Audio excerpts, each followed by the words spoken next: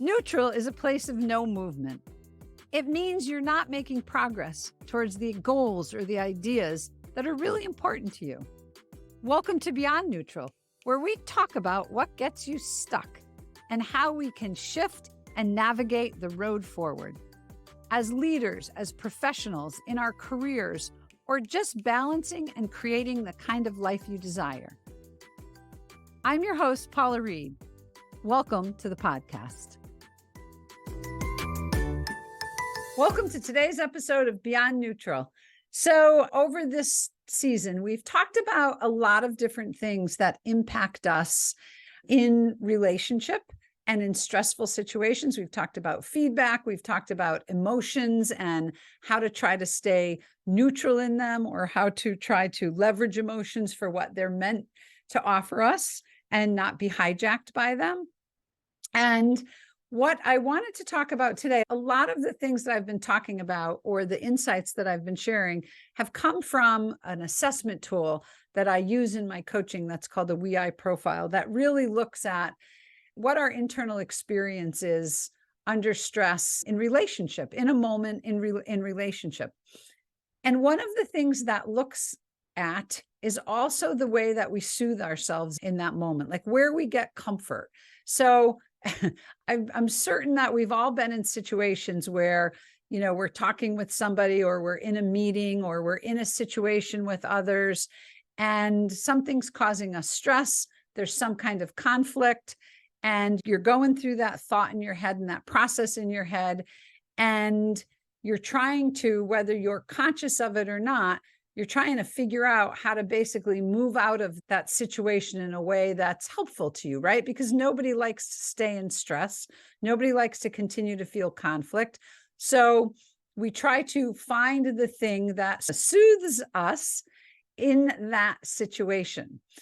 And there are three different ways that we self-soothe in any of those situations. We do it either through going into our head and really thinking through a situation. We do it in taking action, okay? And I like to call that our head or our feet, right? Like moving, trying to think about what can be done. That's kind of our wants, what we're looking to achieve, what we're trying to solve, okay? Or we do it by going into our hearts and really kind of sitting in the emotion that we're feeling in that. But one of those three things is the way that we kind of soothe ourselves in those situations of stress or conflict. So it's important to understand where your bias is, because we generally all have a bias around a preferred way to move out of that state of stress. And our preference is either to take action, to think about it, or to feel it, okay? Ideally, we access all three of those things depending on what the situation calls for, because all three of those things have their value and have their place. And being able to access those equally is where we get the greatest benefit, right? And where we're able to leverage our own capacity and leverage our own capacity to the benefit of a relationship or whatever situation we're finding ourselves in. Reality, however, is realistically, we all tend to skew one way or another on which of those three things we rely on or we access most easily in a moment of difficulty.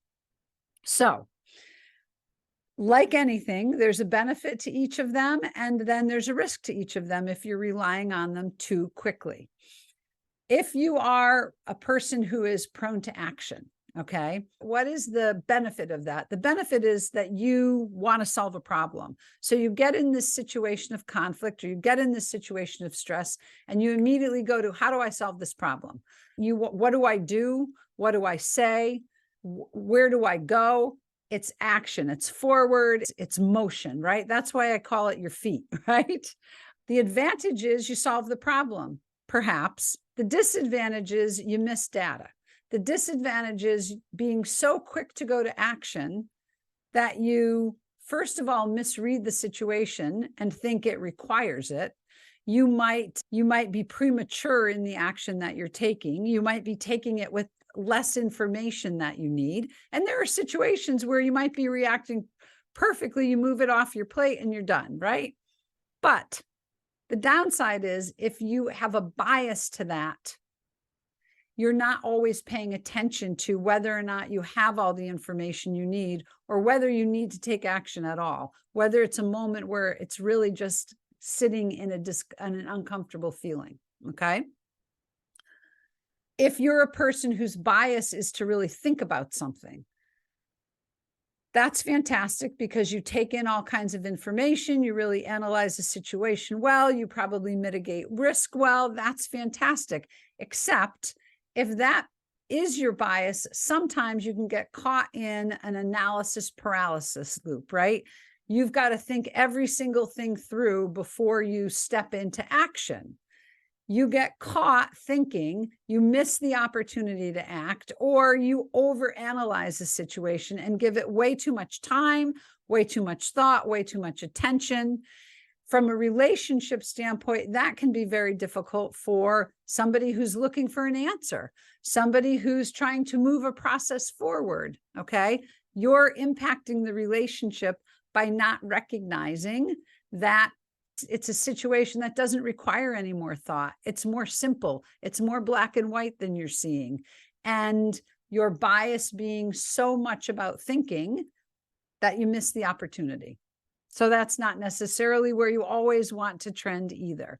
Emotion, if you rely so much on emotion in those to soothe yourself, which, by the way, most people don't. It's only really 5% of the population that has an over-reliance on emotion. We should think about that for a minute, by the way.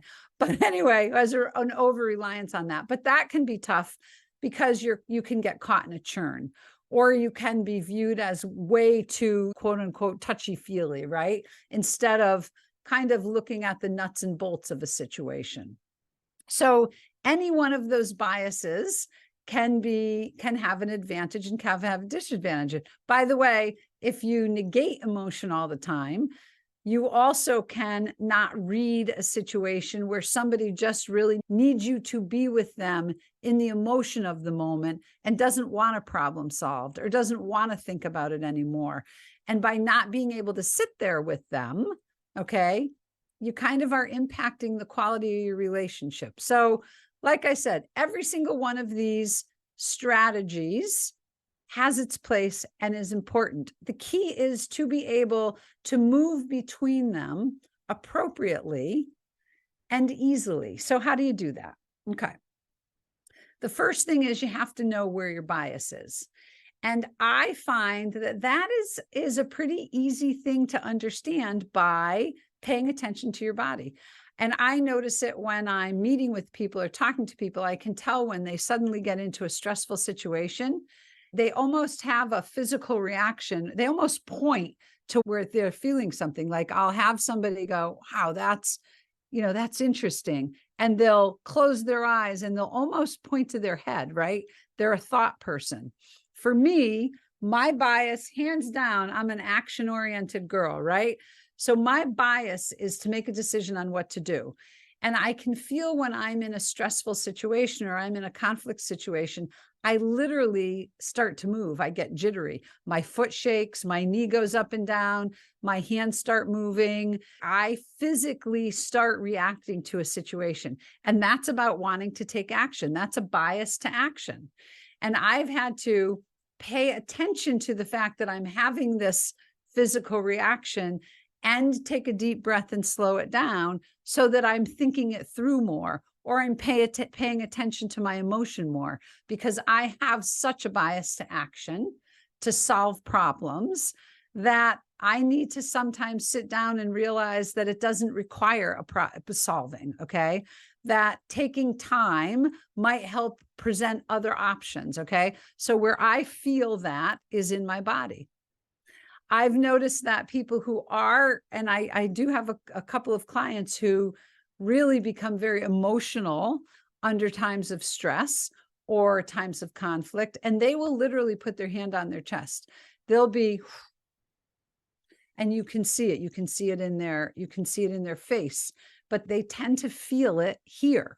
Okay.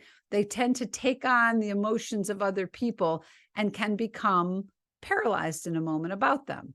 So In terms of understanding where your own bias lies, pay attention to your body. When you're in a situation of conflict, when you're in a situation of stress, is it your head? Is it your hands and feet? Or is it your heart where you're feeling it? Think about that and become attuned to where that is and how often it's there. And then think about whether or not that is, in fact, how you're trying to soothe yourself in a difficult situation, how you're trying to get comfort. When somebody's talking to you about something and you're becoming stressed or you're becoming emotional, are you feeling jittery like you need to do something? Are you pulling back a little bit and going into your head and saying, well, I need to really think this through and analyze this and, come up with a plan and, and really, really.